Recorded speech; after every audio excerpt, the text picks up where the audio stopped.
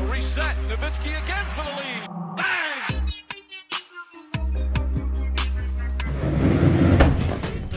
He's back. We think, probably, maybe. Kristaps Porzingis has been upgraded to questionable for tomorrow night's game against the New Orleans Pelicans. What's up, everybody? I'm your host, Jimmy Crowther, here on the All Things Mavs channel, breaking down the preview for the Dallas Mavericks versus New Orleans Pelicans game. It's going to be a fun one, and we're going to do it all right here, right now. Oh, man.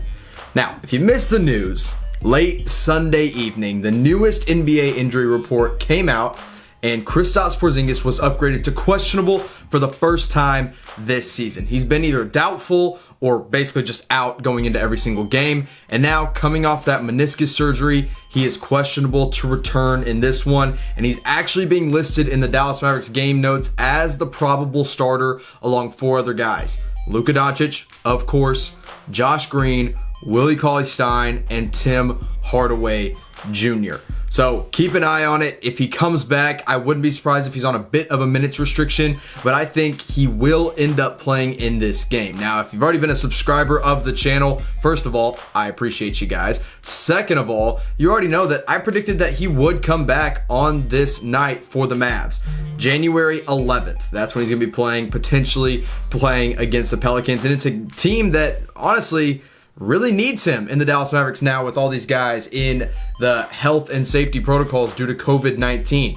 We all know Josh Richardson, Jalen Brunson, and Dorian Finney-Smith are out due to that. They are still stuck in Denver. According to Brad Townsend, there's no sign of how or when they'll return to Dallas, but hopefully that's sooner rather than later. But they are not going to be playing, and so this is a team that needs depth. They need their second best player like Kristaps Porzingis. And also, I haven't done an update on this yet, Maxi Kleber is also out due to COVID-19 protocols. He reportedly turned back a positive test, but still TBD on that, because in the latest injury report, he was actually listed as questionable for tomorrow night's game against the Pelicans. There's apparently some uncertainty about his test. Maybe it was a false positive, or maybe it was an inconclusive test and there's nothing official quite yet. I don't really know. I'm kind of speculating at this point. I would still expect him to miss the game, but even if he's out, upgrading from Maxi Kleber to Kristaps Porzingis is a pretty sizable step in the right direction for the Dallas Mavericks. I think KP will be back, and if not, we'll have to deal with that then, but I'm going to operate during this preview as if Porzingis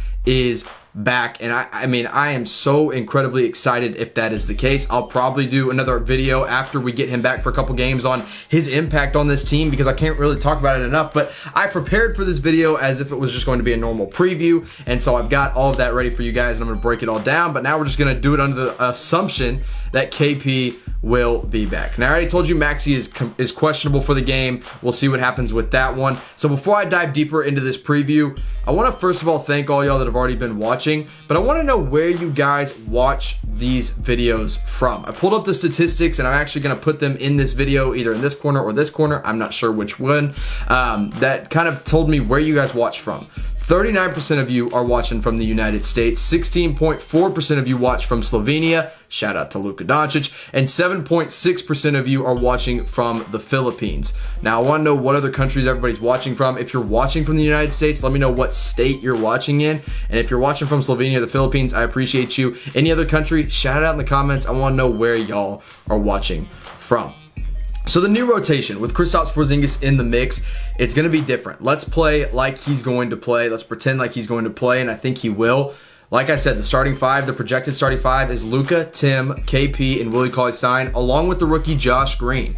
Now, why do I think Josh Green needs to start again? I think, number one, it would be a terrible, terrible hit on his confidence as a rookie to take him out after one game in which he wasn't great, but he wasn't bad either. He wasn't a negative on offense. He just wasn't necessarily a positive. He made a couple nice defensive plays. He's a really, really solid defender. We know he's going to give 100%. And I would like to see him in a game against the Pelicans where they have an elite wing in Brandon Ingram. So why not give him a shot, keep him in the starting five, see if he can have a bigger impact in this one. So now your rotation, it remains the same. I was a little worried thinking they weren't going to have Maxi, but let's pretend Maxi isn't going to play. I don't think he's going to. I'm operating under the assumption that he will not.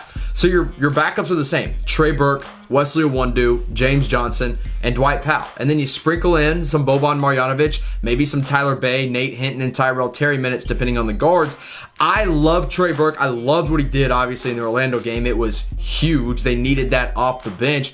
But that's the thing, is you need it off the bench. Because if you start Trey Burke and maybe pull out Josh Green, you're taking away all the offense that the bench brings you. So I think you got to keep him on that bench. I think Wesley Iwundu is going to get some serious time in this game against Brandon Ingram because he is an elite wing that's averaging 24 points per game for the New Orleans Pelicans, which makes me turn my attention to that New Orleans starting five. It is a really talented starting five.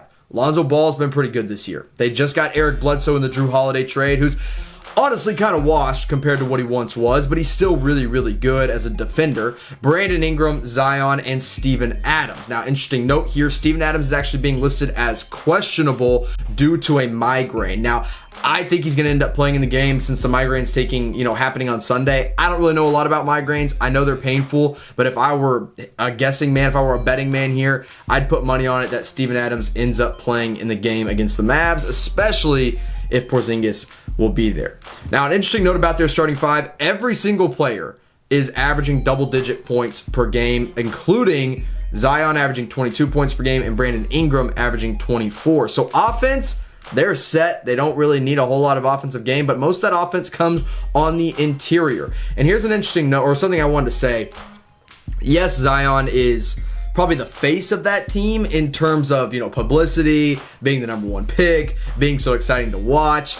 But if we're being honest here, Brandon Ingram's the best player on that team, and he's going to be the guy that gives the Mavs more troubles. Because Zion, the Mavs defend pretty well against. They did it last season. I'll talk more about that game here in a moment. They know how to defend on the interior.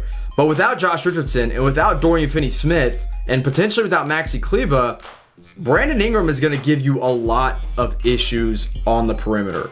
That's where guys like Josh Green and Wesley Iwundu are going to have to show what they can do in the absence of Finney-Smith and Josh Richardson. When you think about it, Josh Green and Wesley Iwundu, and maybe a little bit of James Johnson too, are really just a poor man's version of Dorian Finney-Smith and Josh Richardson. So let's stick them on Brandon Ingram, an all-star wing in the Western Conference, and see what they can do. Now, for the Pelicans as a whole, they are 25th in the league in points per game.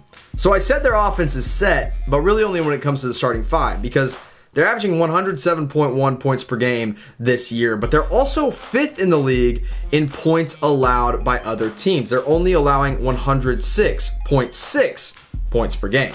Allowing 106.6 points per game is pretty darn good, 5th in the league, but Dallas is 4th in the league in points allowed at 105.7.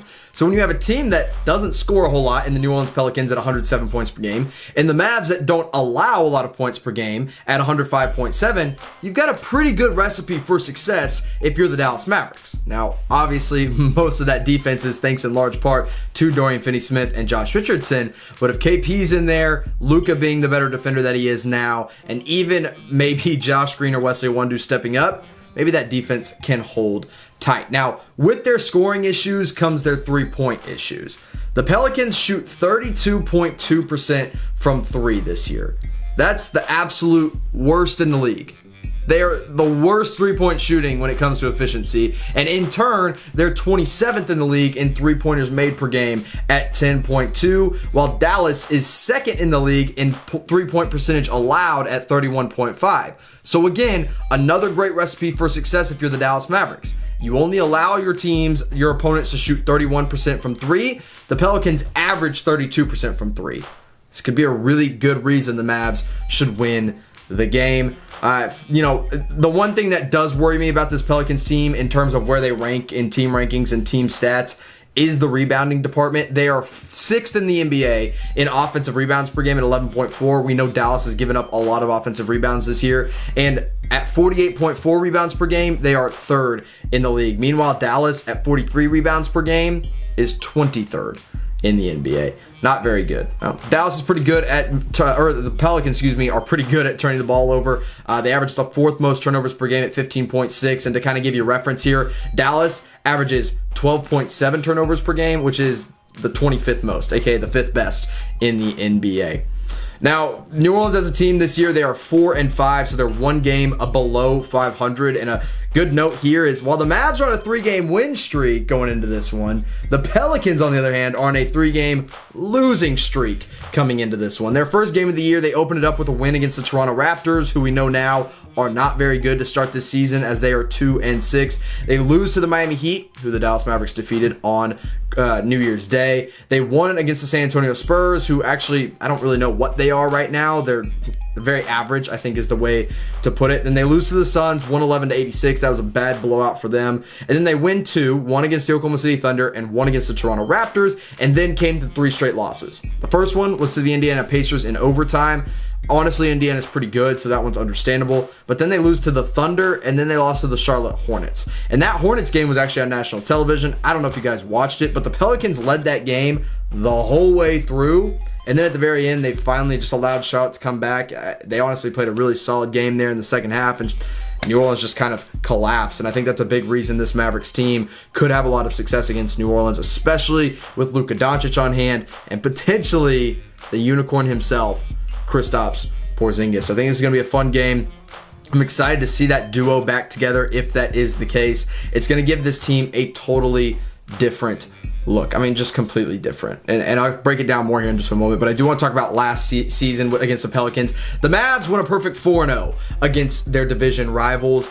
In that last game, Luka Doncic, I think you guys remember this one. It went to overtime. In fact, my dad, aka All Things Mavs Senior, was sitting courtside for this game that went into overtime. Luka Doncic had 30 points, 17 rebounds, and 10 assists, and Kristaps Porzingis had 34 points, 12 rebounds, and 5 blocked shots. Maxi Kleber, who I mentioned was questionable or is questionable for this game, also had 5 blocked shots in that one. If you remember, Maxi and Maxi and Kristaps Porzingis, absolutely outstanding defense against Zion Williamson. Sure, he had 21 points, but the Mavs showed that they know how to play against him. Get physical with him inside.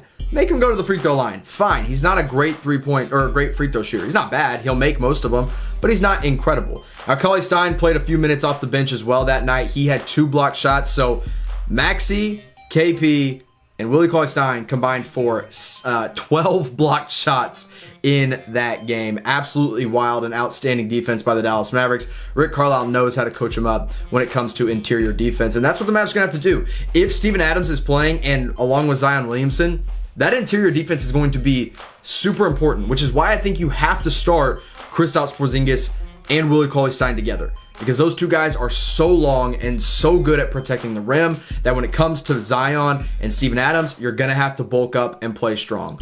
I'm terrified of the rebounding battle. If the Mavs lose the rebounding battle, it's going to be a problem, and I think they very well could lose this rebounding battle. But ultimately, if KP is playing, this is a New Orleans team that the Dallas Mavericks should absolutely beat. Honestly, more often than not. I think they match up well against them, even though they're not healthy, but they have 2 star players ready to go. And I would take KP and Luka over Brandon Ingram and Zion Williamson any day of the week. I don't know about you guys, but I think that's a pretty obvious choice which one is stronger. And if they're both playing and they both look healthy, which I hope is the case, I think this could be a victory for the Dallas Mavericks. Now, Kristaps, I do want to say this. He's going to open up the floor not only for Luka Doncic to go get more buckets and more assists as well, but guys like Tim Hardaway Jr., guys like Trey Burke, who probably plays in crunch time over a guy like Josh Green. Even guys like Willie Cauley-Stein on the pick and roll. Maybe even James Johnson in the corner. And then when Josh Richardson, Dorian Finney-Smith, Jalen Brunson get back, he opens up the floor so much more than anybody is willing to admit or anybody is even anticipating. He is going to be a game changer. And I know it's so obvious to say. A 7'3" unicorn, yes, obviously he's going to be a game changer for the Mavs, but it's just being understated how good that guy was in the bubble when he was healthy. And look, this meniscus tear, it's not like he tore his ACL. Not even relatively close to the impact that it's going to have on his game. He's going to be able to come back. I think he will basically be bubble Porzingis once again, who, remember, made that all-bubble team after an outstanding performance leading up to the playoffs. And then in those first few games against the Clippers was just dominant. And lucky for the Clippers, he didn't play the rest of that series. Had he played the rest of the series, I think the Mavs would have won it. But now we get him back potentially for the regular season. If it's not tomorrow, I don't know. Maybe I'll do an update video on it in the morning. But I do expect him to play. I don't think the Mavs would list him as questionable the day before if they didn't feel good about him going into the game, but you never really know. And directly from the horse's mouth at Mavs PR, they said that game note probable starters are kind of just a toss in the bucket. It's just a guess. They don't really know for sure anything, but it is at least notable that KP is listed as a probable starter. Now, I went back and checked about the Orlando Magic game. Nobody got the score correct on that one, the score guess, once again, and that was for $14. So now we go into the game against New Orleans for $15. If you get in the comments and you guess the correct score, if you're the first one to guess the correct score, I will directly Venmo you $15. It's pretty simple. If you guys want to follow me, excuse me, on Twitter, on my personal account at Jimmy_Crowther. Follow me on Instagram. The link is in the bio. It's at space_Jim_Jam. Or follow me on my All Things Mavs Twitter at all_things_Mavs. The unicorn is probably back tomorrow, and I cannot wait to do a post-game video on that one. Thank you guys for tuning in. As always, click that subscribe button. Make sure you turn on your notifications. Give this video a like, and you already know what I'm about to say. Go Mavs, baby.